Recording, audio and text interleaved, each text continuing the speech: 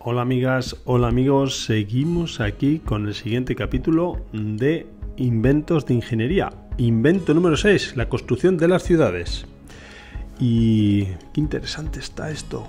Tenemos 100 por delante y la verdad es que me muero de ganas con avanzar el libro. Hay que reconocer que no me lo he leído previamente porque así mantiene una cierta ilusión incluso para mí, porque si no, pues bueno, pues ya sería un libro ya conocido, ya sería un libro que de alguna manera pues no me procuraría sorpresas. Entonces, ciudad viene del latín civitas, al igual que civilización.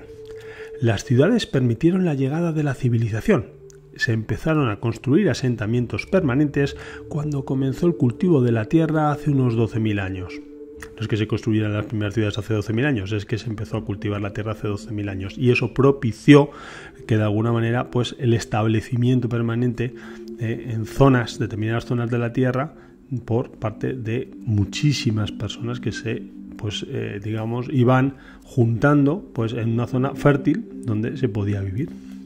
Otra cosa es ya las normas para, convivir más de esas 150 personas que comenta Harari como el límite máximo de autogestión de una manera natural, ¿no? Más de 150 personas nos cuesta, conocerlos a todos y por tanto hay que regirse por unas reglas de convivencia superiores motivadas en ciertos ideales que hagan el trabajo, no conozco a los demás, pero comparto intereses comunes. Muy interesante esa reflexión del libro de Harari, Sapiens. Pero bueno, ese es otro asunto. La llegada de la agricultura conllevó que la comida estuviese disponible con más facilidad y se pudiese almacenar durante meses antes de consumirla. Libre de la necesidad de pasar la mayor parte del día obteniendo comida, el ser humano podía dedicar tiempo a otras cosas, y especialmente a otro tipo de habilidades. Algunos se convirtieron en los primeros ingenieros. Restos antiguos. Vamos a hablar de los restos antiguos. El asentamiento Çatalhöyük en Turquía nos muestra cómo era la vida en las primeras ciudades. Las casas datan de hace 9.500 años y tienen grandes habitaciones de paredes enlucidas con yeso y plataformas elevadas, polletes, utilizadas como mesas y camas. Parece que los residentes trabajaban en los terrados durante las épocas de buen tiempo, y los techos de casas contiguas se unían a una plaza comunal. Uruk, en el valle del Tigris y Éufrates, en lo que actualmente es Irak, es la ciudad más antigua de la que hay evidencia documental. El asentamiento empezó el año 4500 a.C. ¿Veis?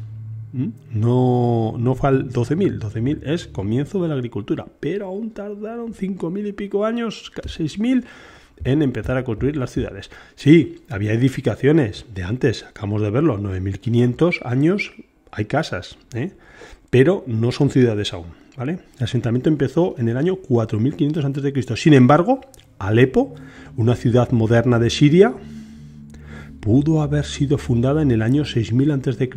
Vale, venga, pero no es 12.000.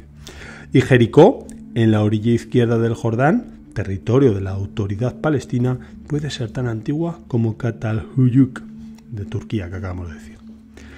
En Çatalhöyük, Turquía, se han descubierto los restos de una ciudad construida hace unos 9.500 años, mostrándonos cómo eran las viviendas al principio del Neolítico. Bien, ahora le llaman ciudad aquí. Un conjunto de casas. Ciudad, ¿qué es ciudad? Las casas de Çatalhöyük eran todas del mismo tamaño, por lo que los arqueólogos suponen que las viviendas eran comunales y que algunas se utilizaban para el culto religioso y otras para los propósitos domésticos. O sea, aquí ya estamos hablando de primeras religiones, culto religioso.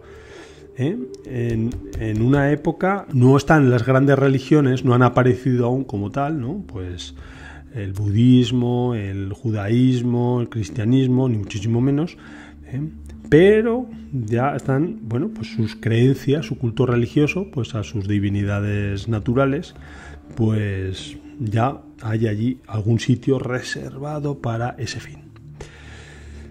También vamos a hablar de la parte de planificación de la ciudad. hace unos 5.000 años, las ciudades solían disponer de murallas defensivas.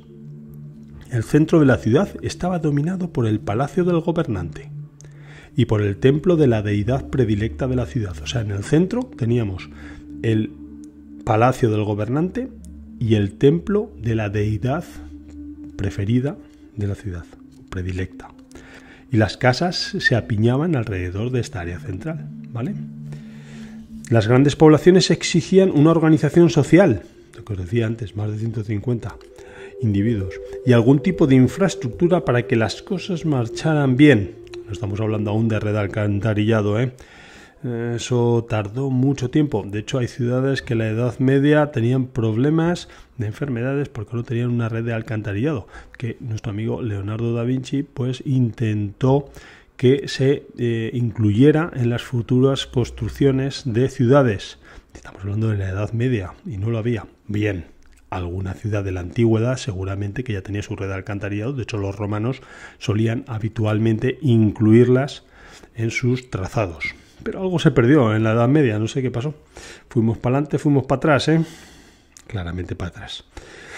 Las grandes poblaciones exigían una organización social y algún tipo de infraestructura para que las cosas marcharan bien. Y esto, a su vez, exigía construir estructuras para llevar a cabo varias tareas esenciales, como los almacenes para guardar los excedentes de alimentos, fundamental, porque había una agricultura más productiva y por tanto pues había que almacenar los excedentes, o talleres donde se pudieran confeccionar herramientas, las herramientas necesarias para explotar, digamos, la explotación agrícola. Apartado dedicado a los ladrillos. Diversos restos sugieren que los edificios de Jericó se construyeron con ladrillos de adobe, utilizados ya hacia el 8350 a.C. Ya estamos con ladrillos de adobe, que se han empleado en muchos pueblos hasta hace aproximadamente 50 años. O sea que estamos hablando de que realmente hemos avanzado tanto. Últimamente sí, pero hasta hace poco no. Son fáciles de hacer y proporcionan un buen uso del material de desecho remanente de la cosecha de cereales. Sí, ya sabéis cómo se hace el adobe, ¿no? Que es barro a base de arcilla mezclado con paja, ¿vale? Entonces, restos, la paja, que no es el grano de los cereales, se mezclaba con ese barro y le dotaba de una mayor, digamos, consistencia, ¿de acuerdo? Porque el barro, como sabéis, es un material cerámico que es frágil y se queda, cuando se queda seco, aunque se cueza, bueno, aquí no los cocían, directamente los ponían al sol, los secaban y entonces se termina agrietando y cualquier golpe, cualquier material cerámico se rompe, no aguanta ni el impacto, ¿vale? Ni tampoco la tracción. Por eso todo trabaja con presión, siempre a peso, trabajan bastante bien, pero siempre que no estén muy agrietados. Conclusión: si le meten paja, pues bueno, de alguna manera hace que todo eso pues trabaje de una manera más digamos, compacta, Una solución interesante. Solo hay que mezclar barro con agua, añadir paja como aglutinante, llenar un molde y dejarlo para que se seque al sol. Desde entonces, el ladrillo ha sido uno de los materiales más empleados en la construcción, en su mayor parte hecho de arcilla cocida. Claro, ya el ladrillo pues ya se optimizó, es arcilla cocida, con lo cual ya podemos hacerlo más fino, ya es más ligero, ya el edificio pesa menos y de alguna manera es más económico también. Y podemos hacerle esos famosos agujeritos, ¿vale?, que también pues favorecen aspectos térmicos. Porque bueno, pues eso es huequitos de aire que aligeran y que térmicamente pues también ayuda a que aísle mejor. Bueno, amigas, amigos, estamos ya al final del 6, el invento que acabamos de ver de las ciudades, y en la próxima semana veremos en un próximo capítulo el siguiente invento, que va a ser el 7, el arado. El arado. Esto sí que fue una revolución también. El arado, no os lo perdáis. Adiós.